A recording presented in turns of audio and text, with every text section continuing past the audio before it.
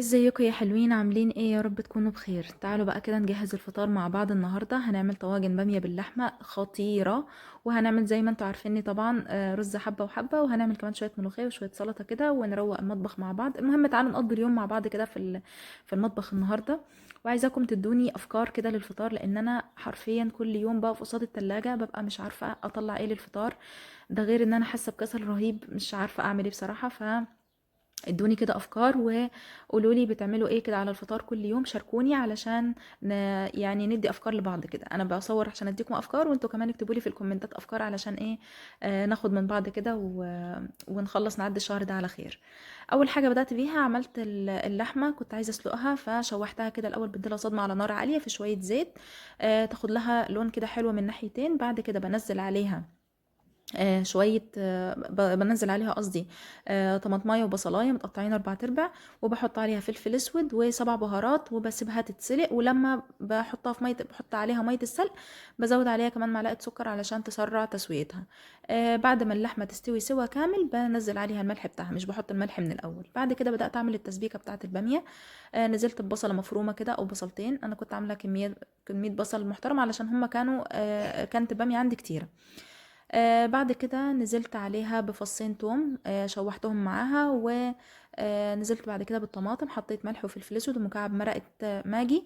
ونزلت بشوية صلصة جاهزة، وحسيت ان ريحة التوم كده مش طالعة، فحطيت كمان فص توم تاني. بعد كده رحت نزلت باللحمة علشان تاخد لون كده مع الصلصة وتتسبك جواها شوية. انا بسيب شوية لحمة في الصلصة، والشوية التانيين بحمرهم بصراحة عشان انا بحب اللحمة المتحمرة.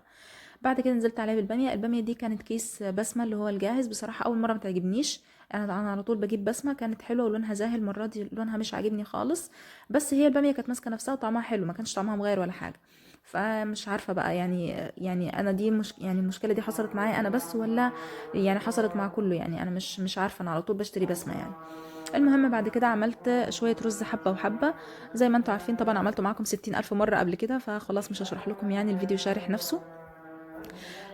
مش بحب اعمله كامل بشوربة اللحمة، بحب يعني انزل بكبشتين كده، وبعد كده بنزل مكعب مرقة وشوية مية. مش بحب اعمله كامل يعني بشوربة اللحمة. بعد كده ابتديت اعمل الملوخية. حطيت فص ثوم في الشوربة ونزلت بالملوخية، اديتها غلوتين وطفيت عليها علشان اعمل لها الطشة بتاعتها قبل الاذان على طول.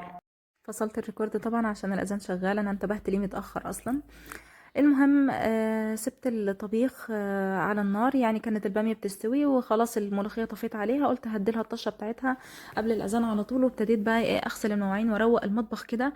جماعه قولوا لي بتعملوا ايه في المواعين في البرد ده؟ اصلا الجو قلبه يعني غريبه، يعني بجد. انا فجاه لقيت الجو ساقع. انا بدخل المطبخ ببص على المواعين بحس ان انا خايفه المسها ولا المس الميه بجد. يعني انا مش عارفه بجد اتعامل في البرد ده خالص.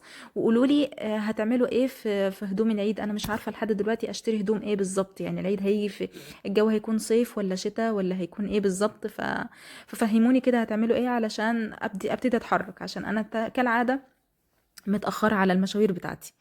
المهم خلصت المواعين كده الحمد لله، ونضفت الحوض غسلته غسله محترمه على اساس ان هو هيفضل نظيف يعني بعد الفطار. بس طبعا ده ما حصلش. بعد كده كان الاذان قرب خلاص، فابتديت اغرف بقى الباميه في الطواجن. حطيت الطواجن تحت الشوايه، وابتديت اعمل العصير. اللي يعرف المشروب اللي انا بعمله ده اسمه ايه يقول لي في الكومنتات. عملت كده العصير بتاعنا النهارده. عملت حاجه خفيفه، انا بس اللي بشرب عصير، جوزي مش بيشرب، فبعمل لي كميه صغيره. بصراحه بطلت اعمل كميات كبيره. والبلح النهارده اتاخرت ان انا انقعه يعني، فعملته في الميكرويف كده. شغلت عليه الميكرويف دقيقتين، فطلع يعني كويس، بس مش احسن من المنقوع يعني من الصبح بصراحه. وعملت طشه الملوخيه وكده. الاكل جاهز والحمد لله. كانت سفره خطيره، اللهم دمها علينا نعمه واحفظها من الزوال. بعد الفطار بقى ابتديت اعمل كنافه نابلسيه. انا كان نفسي فيها قوي من اول رمضان. ومن اول رمضان ما عملتش حلويات لاني برضو مش بجري عليها قوي. عملت الشربات، حطيت كوبايتين سكر وثلاث كوبايات ميه عشان مش عايزاها محلونه قوي. وحطيت بعد كده لما غلى وخلاص هطفي عليه، رحت حطيت عصرة ليمون. وكمان حطيت نقطتين فانيليا. عملت الكنافة، قطعتها كانت مجمدة فقطعتها كده، وحطيت عليها يعني ربع كوباية سمنة ولا حاجة.